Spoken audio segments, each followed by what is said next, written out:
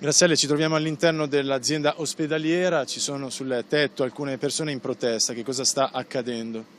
Sta succedendo che è esplosa una situazione che era lì latente. Ci sono questi lavoratori che hanno 3 mesi di stipendio arretrato, dal detto al fatto sono stati licenziati dall'impresa che li occupa e che li mandava qua a lavorare in distacco. E all'interno di tutti questi passaggi sembra, almeno sembrava fino a stamattina, che nessuno si volesse prendere la responsabilità di pagare questi stipendi.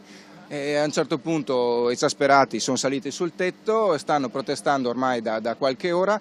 Noi siamo in contatto con la cooperativa che qua esegue i lavori e che ha la responsabilità delle opere.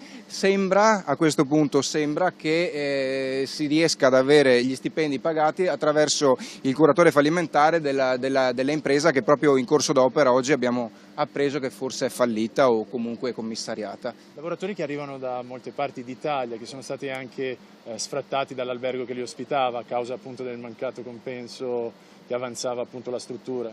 Sì, certo, l'esasperazione qua è arrivata proprio alle stelle. Questi dall'oggi al domani si sono ritrovati senza un lavoro, con l'appalto che stava finendo, non sapendo bene dove sbattere la testa e contemporaneamente senza la copertura delle camere d'albergo dove vivevano, perché in trasferta. Diversi di loro infatti oggi non ci sono perché tra le ristrettezze economiche di sti mesi e questa questione non potevano più rimanere qua, pensando anche di sborsare soldi per stare qua in albergo, e queste sono le cose che poi si producono.